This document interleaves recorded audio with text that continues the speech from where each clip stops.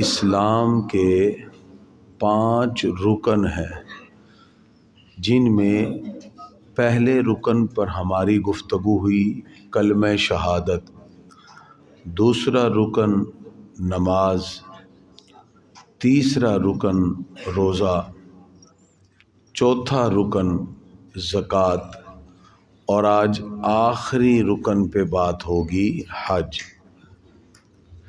حج اسلام کا 5واں رکن ہے۔ یہ ایسی عبادت ہے جس کو عبادت مرکب کہتے ہیں۔ اس میں مال بھی خرچ ہوتا ہے، اس میں جسم کی مشقت اور جد و جہد بھی شامل ہوتی ہے۔ یہ مالی عبادت بھی ہے، جسمانی عبادت بھی ہے، یعنی اس کے اندر مال خرچ کرنے کی وجہ سے زکوٰۃ کا کنسیپٹ والا بھی آ گیا۔ اس میں اللہ کی راہ میں جب جاتے ہیں بھوک برداشت کرنا، اس میں روزے والی کیفیت بھی آ گئی۔ حج کے دوران نمازوں کا اہتمام کیا جاتا ہے، نماز بھی آ گئی۔ اس میں ایک مشقت اور جد و جہد جہاد کا کنسیپٹ بھی آ گیا، یعنی مختلف عبادتوں کو ملائیں تو ایک عبادت بنتی ہے جسے حج کہتے ہیں۔ اس لیے یہ عبادت مرکب ہے، عبادتوں کا مجموعہ۔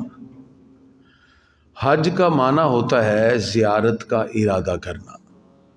اصطلاح میں مسلمان بیت اللہ کی زیارت کے ارادے سے سفر اختیار کرے اور خاص ایام میں مخصوص مناسک، جسے مناسک حج کہتے ہیں، اس کا ادا کرنا، یہ حج ہوتا ہے۔ یہ 8 ذی الحجہ سے شروع ہوتا ہے، 8، 9، 10، 11 اور 12، ٹھیک ہے جی۔ تو 12 پہ ختم ہوتا ہے، لیکن ایک دن اس میں 13واں اضافی ہے، چاہے تو 12 سے واپس آ سکتا ہے، لیکن ایک پورا کر کے۔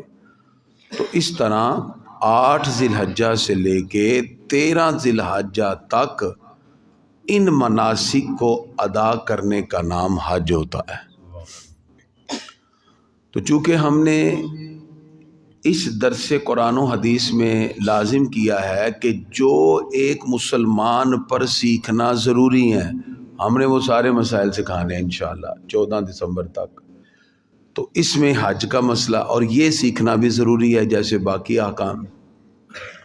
حج 9 ہجری میں فرض ہوا۔ اللہ تعالیٰ نے سورہ آل عمران آیت نمبر 97 میں ارشاد فرمایا، وَلِلَّهِ عَلَى النَّاسِ حِجُّ الْبَيْتِ مَنِ اسْتَطَاعَ إِلَيْهِ سَبِيلًا، اور لوگوں پر اللہ کا یہ حق ہے کہ جو اس گھر تک پہنچنے کی طاقت رکھتا ہو وہ حج کرے، وہ حج کرے، حکم آ گیا۔ تو اس سے پتہ چلا کہ حج کرنا بھی زندگی میں ایک بار فرض ہوتا ہے، اور حکم ہے سورہ البقرہ 196 میں، وَأَتِمُّ الْحَجَّ وَالْعُمْرَةَ لِلَّهِ، اور تم حج اور عمرہ کی نیت کرو تو اللہ کی خوشنودی کے لیے اسے پورا بھی کرو۔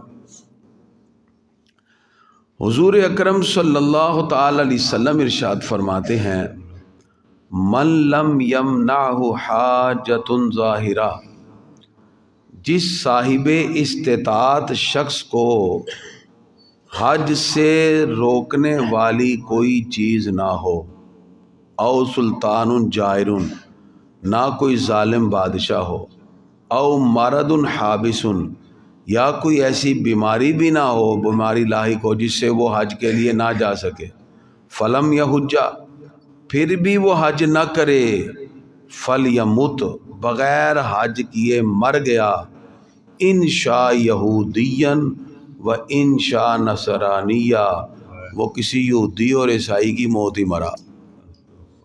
یہ کس نے فرمایا؟ حضور اکرم صلی اللہ علیہ وسلم۔ پیسے بھی ہیں، جا بھی سکتا ہے، مرض بھی کوئی نہیں، نہ کوئی روکنے والا ہے، نہ کوئی رکاوٹ حائل ہے، بس جان بوجھ کے حج نہیں کر رہا، تو فرمایا وہ یہودی مرے یا عیسائی مرے. یہ حضور صلی اللہ علیہ وسلم کا فرمان ہے. سنن ترمذی کی حدیث ہے، حدیث کا نمبر 812 ہے. ٹھیک ہو گیا. اس سے پتہ چلا کہ جان بوجھ کر جو بندہ حج نہیں کرے گا، حضور صلی اللہ علیہ وسلم نے اس کے لیے کتنا سخت حکم ارشاد فرما دیا. اور اس کے برعکس جب کوئی حج کرتا ہے، آقا علیہ الصلوۃ والسلام صحیح بخاری حدیث کا نمبر 1521 فرمایا من حج للہ، جس نے اللہ کے حکم کی تکمیل کے لیے حج کیا. اس لیے میں آپ سے عرض کیا کرتا ہوں کہ نماز پڑھیں تو کس کے لیے؟ اللہ تعالیٰ کے لیے. یعنی نماز کو قائم کرنا ہے تو اللہ کی رضا، روزہ اللہ کی رضا، زکوٰۃ، ہر کام میں رضا الہی پیش نظر ہو. کوئی ذاتی مقصد، ذاتی عمل بالکل نہیں، صرف یا اللہ تیری رضا خوشنودی کے لیے، یہ ارادہ ہو. اس لیے فرمایا من حج للہ، جو اللہ کے حکم کی تکمیل میں حج کرے، فلم یرفس ولم یفسق، اور دوران حج وہ فسق و فجور بھی نہ کرے. یعنی کسی کو گالی نہ دے، کسی کو تکلیف نہ دے، کسی کو دھکے نہ، یعنی کوئی ایسا عمل نہ کرے، بالکل اللہ کی رضا کے لیے حج کرے. فرمایا راجع کا یوم ولدتہ امہ، وہ واپس آئے گا تو ایسا ہوگا جیسے آج ہی ماں کے پیٹ سے پیدا ہوا ہے. سارے گناہ معاف، سوائے حقوق کے، حقوق تو نہیں ماں کو ہوتے. تو اس طرح تو آپ اندازہ لگائیے کہ حضور صلی اللہ علیہ وسلم نے کتنا اجر اس بندے کے لیے رکھا جو مکمل مناسک حج ادا کرے. تو اس کے لیے فرمایا بالکل ایسے جیسے آج ہی پیدا ہوا ہے. تو اب یہ چیزیں ہمیں ایز اے ایک مسلم یہ سمجھنی چاہیے، سیکھنی چاہیے. جب حج کے لیے جایا جاتا ہے تو حج کی چونکہ 3 قسمیں ہیں، حج افراد، حج قران اور حج تمتع. جو وہاں کا رہنے والا ہوتا ہے اس نے اپنے گھر سے اٹھنا اور حج کر کے آ جانا ہے، وہ کرتا ہے حج افراد، اکیلا حج، اس کو عمرے کی ضرورت نہیں ہوتی. اور دوسرا وہ جس کی فلائٹ لیٹ ہوتی ہے، یعنی 6 یا 7 ذی الحجہ کو یہاں سے جا رہا ہے، عموماً پرائیویٹ حج والوں کی، تو پھر وہ کر دیتے ہیں حج قران. حج قران کا مطلب ہوتا ہے عمرہ اور حج ملا کے کرنا.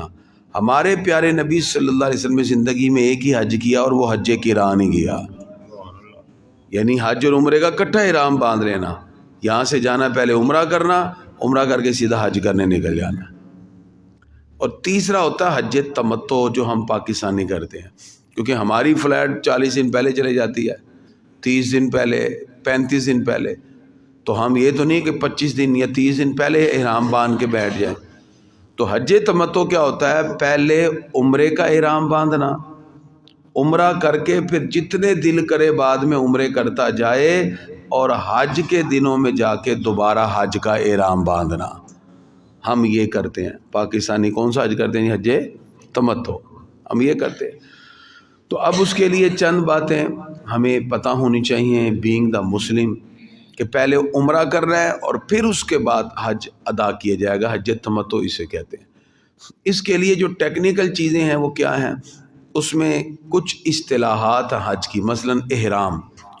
احرام مرد کا 2 انسلی چادریں ہیں، اور سر کو بھی ننگا کر لینا ہے، اور کینچی چپل پہن لینی ہے، خوشبو نہیں لگانی، بال نہ ٹوٹیں، یہ احرام مرد کا. اور خواتین بایا پہن لیتی ہیں اور وہ بند جوتے پہن سکتی ہیں. یہ احرام ہے مردوں کا اور عورتوں کا. میقات، میقات کیا ہوتا ہے؟ وہ باؤنڈری لائن جو متعین ہو گئی، اس سے پہلے پہلے احرام باندھ لینا ہے. مجھے ایک بندہ کہتا کریمی صاحب میں تو آرام دے نال بیٹھا، احرام کے بغیر ہی جا کے احرام نہ جدہ اتریا، اتھے جا کے حرم گیا، حرم چ جا کے ہوٹل چ آرام نہ 2-3 گھنٹے ستا رہا. اس تو بعد اٹھ کے میں مسجد عائشہ جا کے احرام بنیا. میں کہا بھی احرام کے بغیر ہی چلے گئے؟ کہنے ہاں. میں کہا تیرے دم پہ گیا. ان لوگوں کو بعض بھی پتہ ہی نہیں ہے کہ یہ پہلے احرام پہننا ہے اپنے میقات سے پہلے.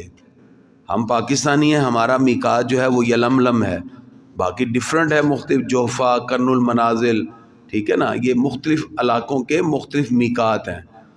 تو جو مدینہ شریف سے ہو کے آئے گا، ہاں وہ وہاں سے پہنے گا مدینہ شریف سے آتے ہوئے. تو ہم نے یہیں سے ایئرپورٹ پر، یہاں سے اگر جدہ کی فلائٹ ہے تو آپ نے یہیں ایئرپورٹ پہ سلے ہوئے کپڑے اتار کے 2 انسلی چادریں پہن کے ایئرپورٹ کے اوپر ہی آپ نے نفل پڑھنے، 2 رکعت نماز نفل برائے احرام، اللہ اکبر. ٹھیک ہے جی. اب جا رہے ہیں آپ حج کرنے، یہاں آپ نے ابھی عمرے کی نیت کرنی ہے، کیونکہ آپ کون سا حج کر رہے ہیں؟ حج تمتع. تو آپ نے عمرے کی نیت کی نہیں، 2 احرام، 2 نفل برائے احرام، اللہ اکبر. ٹھیک ہو گیا.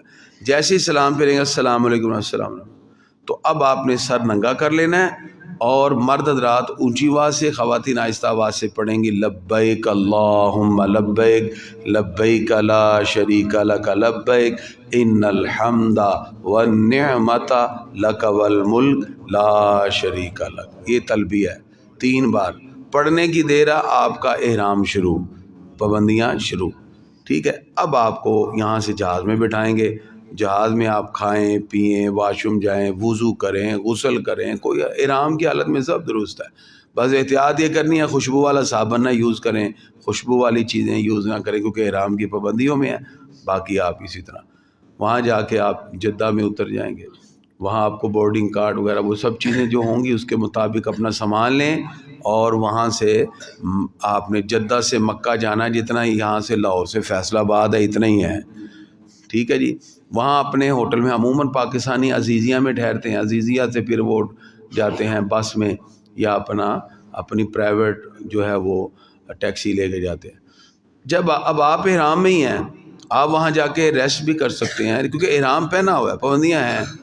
اس کے بعد آپ لبیک اللہم لبیک اسی طرح کہتے کہتے حرم تک. جیسے ہی آپ مسجد حرام کے باہر پہنچے، اب لبیک بند، کیونکہ اب آپ حاضر ہو گئے ہیں.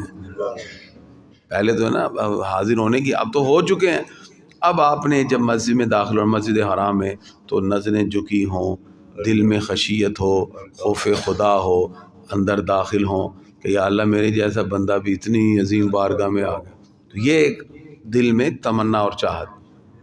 جب اندر داخل ہو، پہلی نظر پڑے بیت اللہ پہ، رب سے دعائیں مانگیں، قبولیت کا وہ لمحہ ہوتا ہے. اس کے بعد پھر جہاں حجر اسود لگا ہے وہاں کھڑے ہو کے اب طریقہ کار کیا ہے؟ مرد حضرات یہ ننگا کر لیں گے دایاں والا کندھا. ٹھیک ہے. یہ دایاں کندھا ننگا کر کے ادھر ایسے ڈال لیں گے، یہ والا. تو یہ جو ہوتا ہے دائیں کندھے کو ننگا کرنا، اور یہ اسے کہتے ہیں اتباع، یعنی یہ ننگا ہو گیا. اور مرد 3 چکر اکڑ کے لگاتے ہیں، اس کو کہتے ہیں رمل. ٹھیک ہے نا، رمل. یہ کیسے ہوا؟ جب حضور صلی اللہ علیہ وسلم عمرہ قضا کے لیے آئے نا، تو کافروں نے کہا مسلمان جا کے کمزور ہو گئے، تو سرکار نے فرمایا ان کے سامنے اکڑ کے چلو، پتہ چلے مسلمان آج بھی طاقتور ہیں. تو آج بھی ایسے مسلمان 3 چکر اکڑ کے لگانے، رمل ایسے. تو یہاں سے شروع ہوئے بسم اللہ اللہ اکبر. حجر اسود چومنا نہیں ہے، یہ دور سے چومنا، اسے کہتے ہیں استلام، اور چل پڑے. ٹھیک ہے. دعائیں پڑھتے جائیں، ربنا آتنا فی الدنیا حسنۃ، جو بھی ہے. نہیں آتی تو اردو میں کہی جاؤ. ٹھیک ہے. کچھ نہیں آتی پنجابی جی کہی جاؤ، یا اللہ منو معاف فرما دے. چلو بندہ رب سب کی بولیاں جانتا ہے. 1 چکر لگ گیا، پھر بسم اللہ اللہ، پھر حجر سے بسم اللہ اللہ اکبر، پھر 2، پھر 3، پھر 4، 5، 6، 7. ٹھیک ہے نا، اس طرح. تو یہ 7 چکر آپ نے پورے کرنے ہیں. اگر دوران چکر وضو ٹوٹ جائیں، وضو ٹوٹ گیا، اگر 2 پہ ٹوٹ گیا، 3 پہ، تو آپ کو بار میں جا کے، کوئی عبادت ہے، پھر وضو کر کے 1 سے شروع کرنا ہے. اور اگر آپ اوپر چلے گئے، یعنی کہ 5ویں پہ جا کے یا 6ٹھے پہ جا کے وضو ٹوٹا، تو پھر اگر 5ویں پہ ٹوٹا تو آگے 5واں چکر شروع کریں گے. ٹھیک ہے. یعنی زیادہ پہ ٹوٹے گا تو پھر وہیں سے شروع ہوگا، کم پہ وضو ٹوٹ گیا تو پھر دوبارہ سے 2 پہ، ٹھیک ہے، 3 پہ تو دوبارہ سے. یہ طریقہ. جب 7 چکر پورے ہو گئے، اب یہ جو آپ نے کندھا ننگا کیا ہوا تھا یہ چھپا لینا ہے. خواتین تو ایسی بائے میں ہوں گی، تو آ کے مقام ابراہیم پہ 2 نفل پڑھنے. بعض لوگ کندھا ننگا ہوتا ہے نفل پڑھ رہے ہوتے ہیں. بھائی نہیں، اللہ کی بارگاہ میں ایسے نہیں. اللہ کی اب یہاں نماز پڑھنی ہے نا، ایسے آپ نے بکل مار کے تو پھر آپ نے 2 نفل پڑھنے ہیں. وہاں جو مقام ابراہیم ہے وہ پڑھ کے آپ تھوڑا سا یہ جتنا ہو سکے آب زمزم پئیں اور چلے جائیں صفا مروہ صحیح کرنے. صفا پہ چڑھیں ایسے بسم اللہ اللہ اکبر، اور صفا سے مروہ 1، مروہ سے صفا 2، 3 4 5 6 7 7واں چکر مروہ پہ پورا ہوگا. خواتین وہیں ڈرم رکھے ہوں گے, کسی کو کہیں جی یہ تھوڑے بال کاٹ دو, وہ کاٹ دیں گی. کوئی بھی خاتون کاٹ دے, وہ خود نہیں کاٹے گی, کسی سے کٹوا, اس کا عمرہ ہو گیا. مرد باہر آئیں گے, اگر سارے بال اتروائیں گے اسے کہتے ہیں حلق, اگر چھوٹے چھوٹے کروائیں گے تو اسے کہتے ہیں قصر. دونوں کروا سکتے ہیں. لو جی یہ کیا ہو گیا, عمرہ. یہ عمرہ ہے. اور اب جب بھی دل کرے گا عمرے کا, اب یہاں سے ہوٹل چلے جائیں, کھائیں پئیں, ریسٹ کریں, نماز پڑھیں, جب دل کرے تو احرام لیں. مسجد عائشہ سے بھی احرام باندھ سکتے ہیں, جعرانہ سے بھی احرام باندھ سکتے ہیں. جعرانہ, دونوں میں سے جہاں بھی ممکن ہو احرام باندھے اور عمرے کرتے جائیں جب تک کہ حج کے دن نہیں آتے. اب جب حج کا دن آئے گا, اچھا اب یہ جو پہلا جا کے طواف کرتے ہیں نا, اس کو طواف قدوم کہتے ہیں. پہلا طواف ہم نے اللہ تعالیٰ کی بارگاہ میں آئے اور ویلکم ہمیں کیا گیا. اس کے بعد 8 ذی الحجہ کو آپ نے اپنے ہوٹل سے یا عزیزیہ سے احرام پہننا ہے, اور احرام پہن کے 8 ذی الحجہ کی فجر آپ نے حرم میں ادا کرنی ہے. ٹھیک ہے, 8 کی یہ سنت ہے. بعض پہلے بھی بعض جگہ رش ہوتا ہے نا تو وہ 7 کو ہی پہن لیتے, کہ کہتے چلو 7 نو, ٹھیک ہے کوئی بات نہیں 7 کو کر لیں. بہرحال میں سنت طریقہ سمجھا رہا ہوں. 8 ذی الحجہ کی فجر آپ حرم میں ادا کریں, اور اس کے بعد آپ 7 چکر طواف کے بیت اللہ کے لگا لیں, اور صفا مروہ کی صحیح بھی پہلے کر لیں. پہلے کر لیں گے ٹھیک ہے, نہیں کی تو نہ سے. اور اگر یہ بھی ٹائم نہیں ملتا تو صرف نماز پڑھیں حرم میں فجر کی, اور سیدھا مینا میں نماز 8 ذی الحجہ کی پڑھی حرم میں, اور کدھر چل جانا جی, مینا میں. مینا میں جا کے اب وہاں آپ نے 5 نمازیں پوری کرنی ہیں. 8 ذی الحجہ کی فجر آپ نے کدھر پڑھی تھی جی, مکہ میں. اب آپ نے وہاں ظہر 8 کی, ظہر عصر مغرب عشاء, اور 9 ذی الحجہ کی فجر, کتنی نمازیں ہوگی, 5. 9 ذی الحجہ کی فجر وہاں مینا میں پڑھ کے, وہاں سے نماز پڑھنی ہے, اللہ اللہ کرنا ہے, دعائیں کرنی ہیں, ذکر کرنا ہے. تو پھر آپ نے 9 ذی الحجہ کو فجر پڑھ کے نکل پڑنا ہے جی عرفات کی طرف. یہ حج کا بنیادی رکن ہے. میدان عرفات میں آ کے صرف آپ نے کھڑے ہونا ہے, دعائیں کرنی, اللہ کی بارگاہ میں عرض کرنا ہے. یہ آپ کا قیام رہے گا غروب تک. ٹھیک ہے, یہیں ظہر کے وقت میں عصر اکٹھی پڑھی جاتی ہے امام حج کے پیچھے. اگر آپ اکیلے پڑھ رہے ہیں تو پھر الگ الگ پڑھیں گے, ظہر کے وقت میں ظہر, عصر کے وقت میں عصر. خطبہ حج ادھر ہوتا ہے 9 ذی الحجہ کو. جیسے ہی غروب ہوگا, جیسے یہاں روزہ افطار ہوتا ہے ویسے سائرن ہوگا. سائرن کے بعد آپ نے فوراً یہاں سے نکلنا ہے. اب ٹائم ہو گیا مغرب کا, لیکن آپ مغرب نہیں پڑھیں گے, حاجی ہیں. حاجی جو ہوتا ہے وہ عرفات سے نکل کر رات کو مزدلفہ میں جا کے پڑھے گا, اور حج کا بنیادی رکن عرفات ہے. عرفات میں جو آ گیا اس کا حج ہو گیا, جو آ گیا. بعض ایسے لوگ ہوتے ہیں اللہ معاف کر کے, وہ جاتے ان کو ہارٹ اٹیک ہو گیا, بیمار ہو گئے, ہاسپٹل ایڈمٹ ہو گئے. اب نہ انہوں نے ایک بھی نماز نہیں پڑھی, نہ انہوں نے عمرہ کیا, وہ تو بیمار ہیں, ہارٹ اٹیک کوئی ایسا. تو ان کو بھی 9 ذی الحجہ کو ایمبولینس میں لٹا کے لائیں گے. ایمبولینس عرفات میں آ کے تھوڑی دیر کھڑی ہوگی, واپس چل جائے گی, ان کا بھی حج ہو گیا. جو عرفات میں آ گیا نا 9 کو, اس کا حج ہو گیا. یہ بنیادی رکن ہے, یہ ذہن میں رکھیں. وہاں سے نکلنا ہے, اور آ کے آپ رات کو 10 بجے 12 بجے 1 بجے 2 بجے 3 بجے جب بھی آپ مزدلفہ میں پہنچیں گے تو آپ کی مغرب قضا نہیں ہوتی, حاجی کی قضا نہیں ہوتی. حاجی مغرب اور عشاء وہاں کٹھی پڑتا ہے مزدلفہ میں. ٹھیک ہے جی. اب کدھر پہنچ گیا جی, مزدلفہ. مزدلفہ میں جا کے نماز پڑھ کے فریش ہو کے تھوڑا سا ریسٹ کر لیں, اس کے بعد پھر عبادت کریں. یہ رات شب قدر سے بھی افضل ہوتی ہے, بڑی عبادت. اس میں آپ نے 70 کنکریاں اٹھا لینی ہیں, گن کے. کتنی جی, 1 2 3 70 کنکریاں اٹھا لیں اور اس کو محفوظ کر لیں, اور اس کے بعد پھر رات کو قیام کیا. یہیں صبح فجر کی نماز مزدلفہ سے پڑھ کے, اب یہ ہے 10 ذی الحجہ, ہم یہاں بڑی عید کر رہے ہوتے ہیں, بڑی عید ہے. حاجی وہاں عید نہیں پڑھتے, حاجی اور حجاج کرام عید نہیں پڑھتے. وہ وہاں سے فجر پڑھ کے مزدلفہ, اور سیدھا مینا میں, سیدھا کدھر جی, مینا میں. مینا میں جا کے جی سب سے پہلے کام کرنا ہے کہ 7 کنکریاں اس میں سے نکال کے اور بڑے شیطان کو مارنی ہے جمرہ اولا میں. بسم اللہ اللہ اکبر, بسم اللہ اللہ اکبر, ایسے کتنی کنکریاں جی؟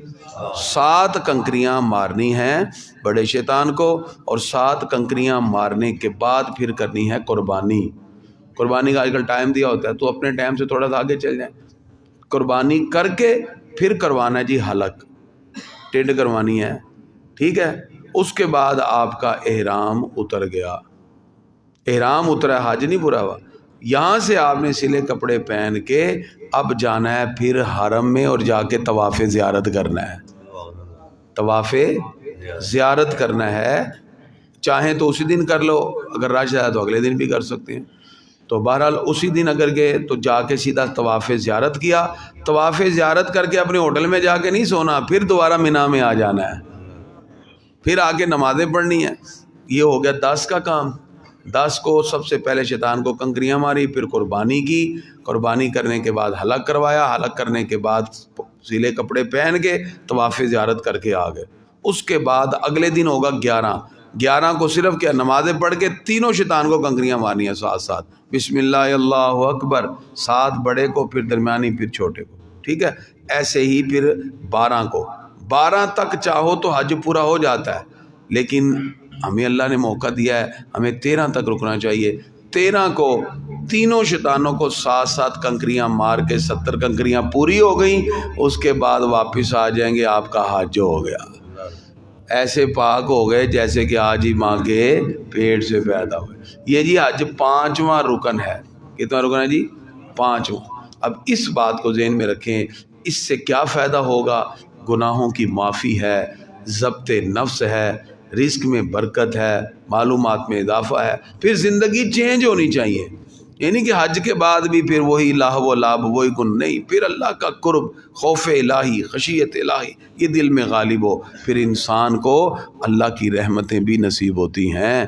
دعا ہے اللہ رب العزت کی بارگاہ میں، پروردگار ہمیں یہ توفیق دے کہ ہم حضور اکرم صلی اللہ تعالی علیہ وآلہ واصحابہ وبارک وسلم آپ کے اس فرمان کے مطابق جس نے حج کیا وہ ایسے ہی پاک ہوا جیسے آج ہی ماں کے پیٹ سے پیدا ہو۔ اللہ تعالی ہمیں بھی یہ سعادت عطا فرمائے۔ آخری بات، ولی کسے کہتے ہیں؟ جس مسلمان کو اللہ کا قرب اور دوستی حاصل ہو جائے اسے ولی کہتے ہیں۔ یعنی ولی اللہ کا دوست ہوتا ہے، ولی اللہ کا دوست ہوتا ہے۔ جب ہمیں یہ پتہ ولی اللہ کا دوست ہے تو ہمیں اولیاء کرام کی محبتوں کو بھی دل میں پیدا کرنا چاہیے۔ اب یاد رکھیے کہ جتنے بھی، جیسے ہم نے حضرت شعیب علیہ السلام کے بارے میں سنا کہ جب قوم پہ عذاب آیا تو وہ بھی مکہ مکرمہ میں آ گئے، تو مکہ مکرمہ کو کہتے ہیں ام القریٰ، بستیوں کا مرکز، ٹھیک ہے، اور اس کی مرکزیت بھی قائم ہے تو مدینہ منورہ کے دم قدم سے قائم ہے۔